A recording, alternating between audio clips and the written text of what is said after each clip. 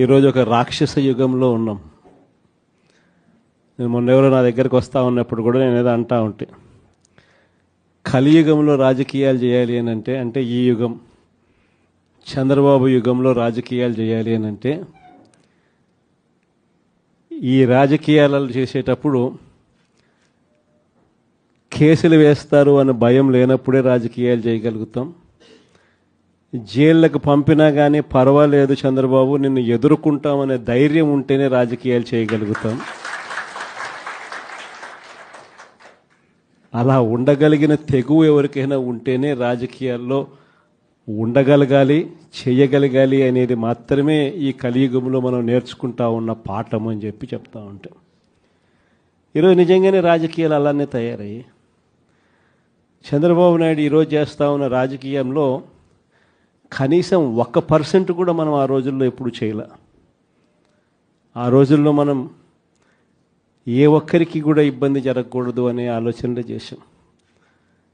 In fact నాకు బాగా గుర్తుంది, తాడిపత్రి మున్సిపల్ ఎలక్షన్లు జరుగుతూ ఉన్నాయి. మనం రాష్ట్ర వ్యాప్తంగా మున్సిపాలిటీలన్నీ మనం స్వీప్ చేసినాం. రాష్ట్ర వ్యాప్తంగా జెడ్పీటీసీలు స్వీప్ చేసినాం, ఎంపీటీసీలు స్వీప్ చేసినాం, సర్పంచ్ స్థానాలు స్వీప్ చేసినాం. మున్సిపల్ ఎలక్షన్లలో కూడా మనం ఓడిపోయింది బహుశా రాష్ట్ర వ్యాప్తంగా ఒక 2 మున్సిపాలిటీలు మనం ఓడిపోయినాం. అందులో తాడిపత్రి ఒకటి. వాళ్ళకు 18, మనకు 16. కేవలం వాళ్ళకు తేడా 2.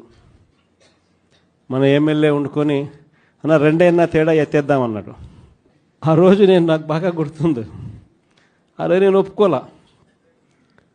మన ఎమ్మెల్యే అయినని కూడా నేను హౌస్ అరెస్ట్ చేయించిన.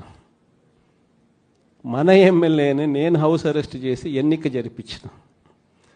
జరిపించి తాడిపత్రి మున్సిపాలిటీ సవ్యంగా జరిగించి చివరిగా తెలుగుదేశం 18 వాళ్లకు, 16 మనకు న్యాయబద్ధంగా ప్రజాస్వామ్యబద్ధంగా ఎన్నిక జరిగింది ఆ రోజు.